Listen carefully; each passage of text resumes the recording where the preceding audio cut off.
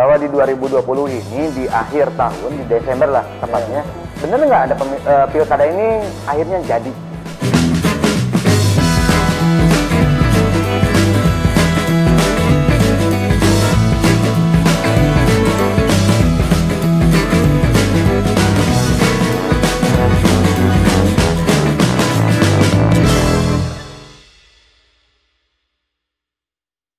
Baik, Assalamualaikum warahmatullahi wabarakatuh. Waalaikumsalam warahmatullahi wabarakatuh. Baik pemirsa, selamat malam. Alhamdulillah kita bertemu lagi di edisi kedua setelah edisi ketiga, Bang? Tiga. Oh, edisi ketiga setelah pandemik ini di pos ronda 19 ya. Setelah COVID-19 ini kita bertemu lagi di edisi yang ketiga malam ini. Seperti biasa saya ditemani sama Ketua Karang Taruna, ada Abang. Bang, kemana ya Bang? Saya Bang? Dibalik. Oh, iya, mana? Saya dua kali standby. Oh, 2 kali standby. Nah, kamar Iman justru kan masih kena PSBB, jadi ada kediri ada sesah, Bang. Ya, memang betul. Ya, jadi kenwelahnya kita menghormati. Kita menghormati, dan hari ini pun, malam ini pun kita tanpa penonton ini ya. Oke, kita tanpa masih tanpa penonton. Maksudnya tanpa penonton di studio. Iya, tanpa penonton di studio benar ya. Pemirsa, pos ronda malam ini temanya yang lagi hangat-hangatnya ya, khususnya di Kabupaten Tasikmalaya juga, tapi ada juga yang isu nasional ya. Nanti kita tanyakan sama beliau-beliau, Bang. Betul. Dan ini mengenai pilkada di masa pandemi. Ya. Nah, pokoknya nama istilah paling keren teh pandemi lah pokoknya nama ya. Selamat malam untuk Anda yang ada di Kota Tasikmalaya, yang di kabupaten. Kabupaten ini lega pisan ya, dari mulai Abang sok ada palmada, sok ngomong. Dari Kadipaten sampai Cikalong. Kadipaten sampai Cikalong, orang Ciamis, terus Banjarsari, Pangandaran. Mana dia, Bang? Itu Langen. Cilacap. Langen ya. Iya. Sampai ke pokoknya sampai ke mana-mana we. Pemirsa, malam ini selain ada Abang seperti biasa, seharusnya kita adalah trio Durjana, cuma Abahnya memang lagi ini, si Abah lagi masih PSBB mungkin ya di hari terakhirnya, jadi beliau lagi sibuk lah ya, lagi luntrak-lintrik kan itu kan dia. Pan PSBB, nah luntrak-lintrik. Kontrol kan, si Abah masih sebagai anggota keamanan, sebagai linghas. Nah, pemirsa, untuk menggali informasi tentang Pilkada 2020 ini, kita sudah hadirkan bapak-bapak dari Bawaslu dan ibu-ibu dari KPU ya. Yang pertama adalah Pak Ahmad Aziz, beliau sebagai anggota Bawaslu Kabupaten Tasik, Koordinat Pengamanan. Assalamualaikum. Pengawasan. Ya, pengawasan. Kan rada aneh tanya pengamanan. Pengawasan ya. Terus saya Ibu Istiana, anggota KPU, Ketua Divisi Sosialisasi Pendidikan Pemilih, Partisipasi Masyarakat dan SDM. Wilujeng wengi Ibu. Wilujeng. Alhamdulillah ya, tepang kedua kali dah sareng Ibu Istiana. Anu katilunya eta Ibu Ai Rohmawati, pasti orang Sunda, anggota KPU Divisi Perencanaan Data dan Informasi. Wilujeng wengi, Bu. Jadi, kumaha Bang itu, Bang? Ya. Ada apakah ini? Ya kan dikabarkan, koreksi kalau kita salah ya. Iya. Bahwa di 2020 ini di akhir tahun, di Desember lah tepatnya. Bener nggak ada pilkada ini akhirnya jadi? Jadi. Dari KPU dulu itu ya. Oh ya, boleh. KPU dulu nih. Baik. Bu Isti. Jadi memang setelah penundaan tahapan pemilihan 2020 akibat pandemi ya, pada bulan harusnya 23 September 2020. Ya. Kemudian di bulan Maret itu dilakukan rapat dengar pendapat antara pemerintah, KPU, Bawaslu juga ya, Aziz ya, di tingkat pusat.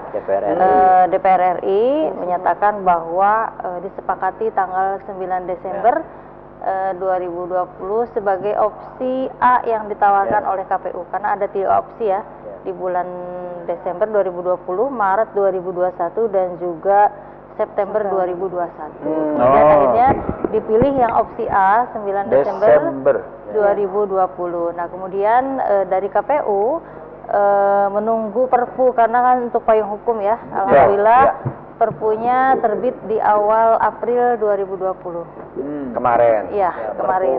Perpu 02 tahun 2020. Dan di situ memang di Perpu ini dijelaskan pilkada dilaksanakan di Desember 2020, tetapi jika pandemi belum berakhir, tidak bisa dikendalikan lagi ya, maksudnya masih ada, jadi itu belum pakem ya yang Perpu ini. Nah kemudian untuk memastikan lagi Perpu ini, maka dilakukan lagi RDP kalau tidak salah tanggal 27 April, penegasan tentang bahwa pilkada RDP itu rapat dengan pendapat. Nah, fix dilaksanakan di 9 Desember. Maka sejak itu persiapan mulai dari reaktivasi badan ad hoc ya, karena kan PPK sama PPS itu sudah dilantik, tapi langsung kalau PPK sudah sebulan berjalan dinonaktifkan, PPS dilantik tanggal 22 langsung dinonaktifkan. Jadi yang mulai dilaksanakan saat itu adalah reaktivasi badan ad hoc PPK dan PPS ya, karena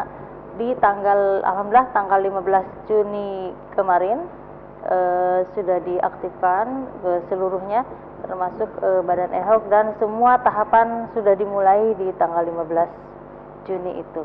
Untuk persiapan pemungutan suara tanggal 9 Desember 2020. Dinten Rebo bang itu teh. Dinten Rebo. Oh ya, 8 Desember tehnya Lalu punya. Rabu. Rabu. Iya, ada upami dinten minggu bisi.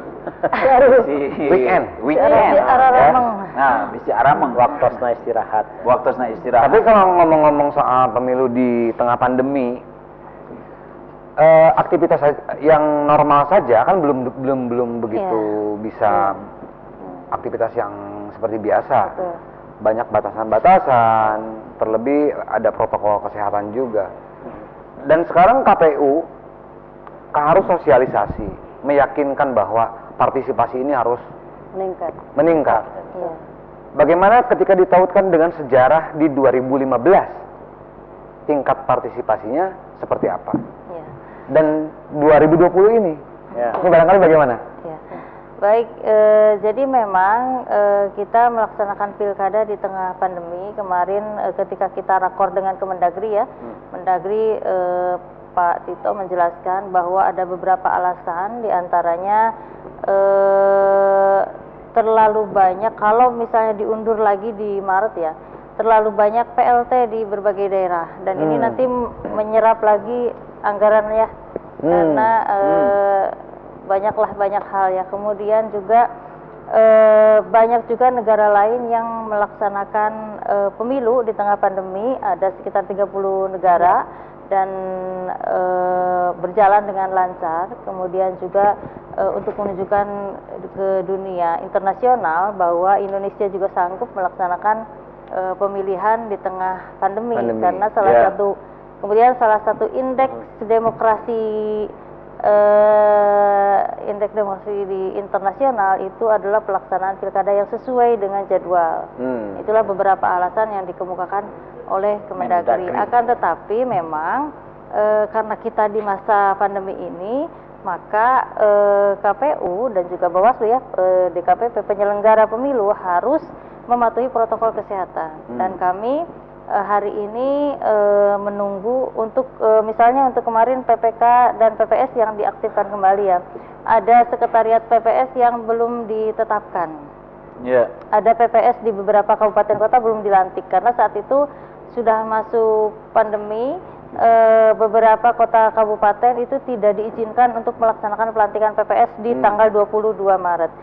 Hanya Kabupaten Tasik, kemudian Cianjur dan Pangandaran saja yang melaksanakan pelantikan PPS dengan protokol kesehatan. Karena zona biru karena kita.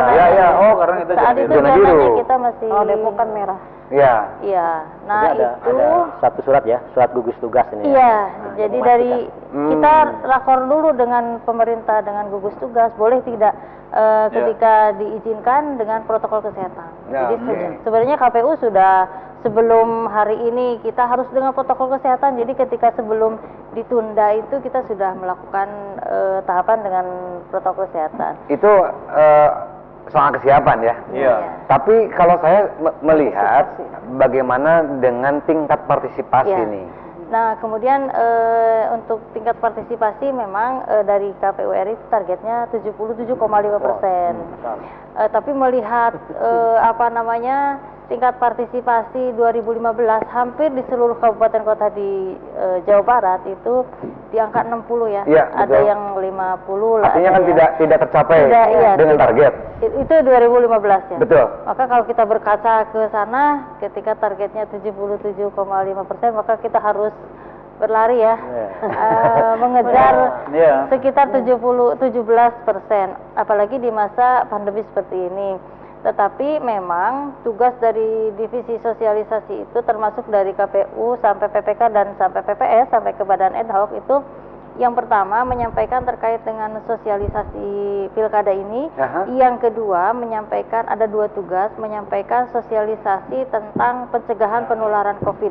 Betul. Jadi dua ini dan membangkitkan antusiasme masyarakat, kemudian menghilangkan kecemasan masyarakat. Ya harapannya sih bisa inilah. Tapi sejauh ini kalau kita lihat di masyarakat ya di daerah lah, yang saya lihat mereka sepertinya tidak khawatir dan saya yakin Optimisme. optimis dengan kecuekan masyarakat ini terhadap pandemi. Ini bisa menjadi modal untuk kami untuk meningkatkan partisipasi masyarakat. Baik, oke Bu Isti siap ya. Nanti ya Pak Ajis, Bu Ai. Ini sudah teka rasa ya, soalnya harus sudah jeda lagi ternyata Bang. Apa itu teka rasa? Pemirsa, kita akan kembali setelah satu ini tetap di Pos Roda 9.